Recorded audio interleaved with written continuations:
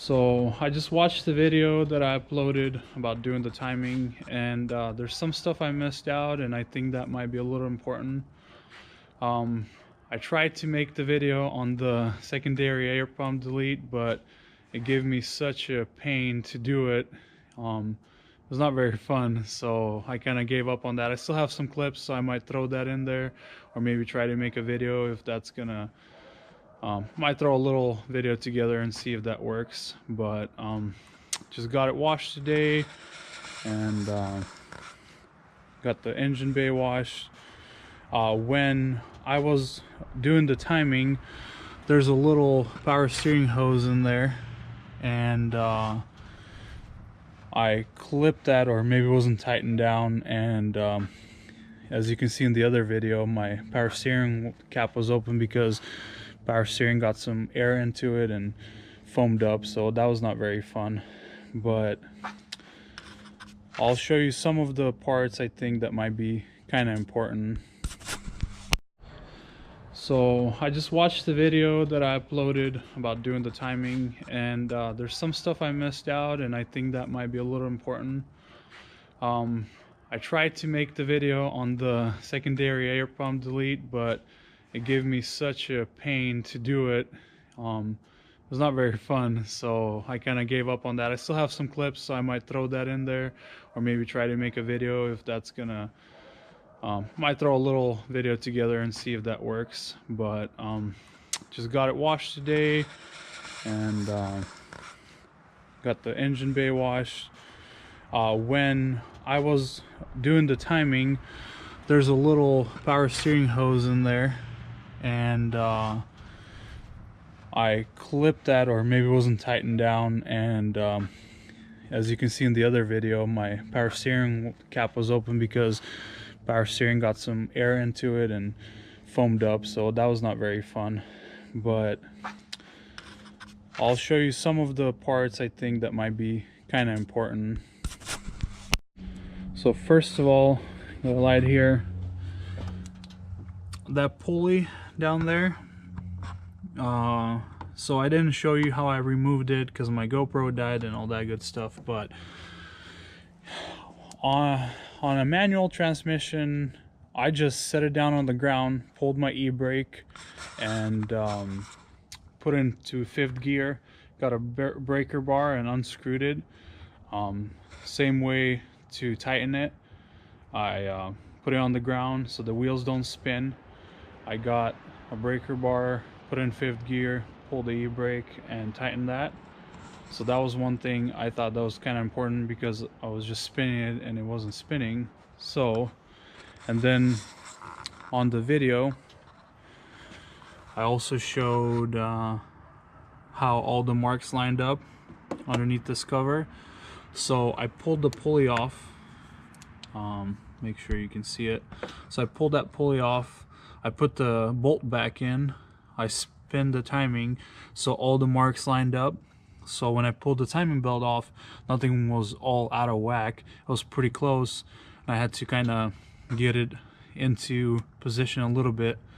But there's little covers over here to put the Allen wrench in there. Have to pull those covers off to spin it. That other side spins freely. This side, it doesn't. You have to remove those covers to spin it. But it's pretty easy, and everything was pretty easy. Is just had to unbolt that and make sure all the timing was lined up before I unscrewed all the tensioners. So one thing on this water pump I forgot to mention, I mocked it up and then I went to look in my kit, and there was this little gasket there, and I forgot to put it in there. Good thing I caught it. But that's one thing that would have made a mess, but put that on there. And then on the thermostat, when you put it in here, make sure the little port is on the top, not on the bottom. That was it. Other than that, here are the 1, 2, 3, 4, 5, 6 bolts that go on there. So on this hydraulic tensioner, try to get a good view, but see how it's wet on top? That means the hydraulic tensioner is failing. It's leaking out there. So that's one sign of you knowing your timing might go boom, because it's leaking and it's not supposed to be wet like that, but it was. Mine was. This little pulley, you'd have to hear it, but it doesn't sound right. So if that one would have went, it would have not been a good end to this car. But now it's all done and I don't have to worry about it. I can rip around on it and not worry about breaking the timing, ripping the timing, and just rip around on it and have a good time. And on the end of the video, I'll put some clips that I got to see if all my timing job was good. And I went ahead and gave her the beans, and it didn't blow up. So backyard mechanic I am, I guess. So that was pretty nerve-wracking, kind of, because I don't want to be, hey, I just posted up a video of doing the timing, and then I'm recording ripping around on it. I give it the sauce, and it goes kaboom. So that was not the case this time, but this time it all worked out pretty good. It cleaned up pretty well, nice and clean. And I went to the car wash today, washed off some fluid that I spilled, and it was smelling in the car. So engine bay is looking nice and clean, and that was pretty fun.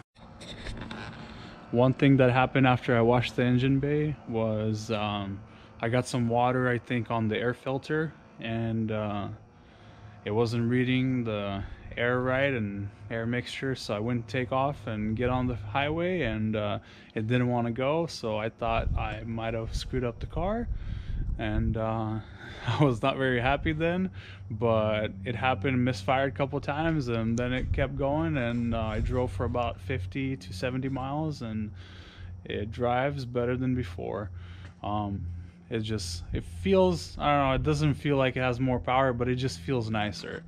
I think maybe that one tooth that was off, it didn't feel so good, but now it rips around pretty good. So I didn't get a chance to say, but this is a 2011 Subaru STI Limited.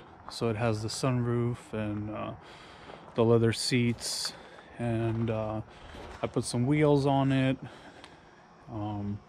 with BC coilovers, adjustable, and it has a Cobb stage 2 intake on it, or exhaust intake. So it has a Cobb stage 2 with an access port, and it also has a single outlet or single full custom welded titanium exhaust. So it's super loud, and it does throw a little bit of flames, as you can see. Let me get my light in there. But as you can see, it has gotten the bumper hot once or twice. So I'll post up some videos of it shooting a little bit of flames. But that's it. Timing belt is done. I can rip around on it without worrying about it. Cleaned up pretty good. And I think that should wrap up the video. There it is. Got a little lip on there, but that's it. And that's my other project. I'll post up a video on it pretty soon, tell you more about it. But for now, thanks for watching, and I'll see you later.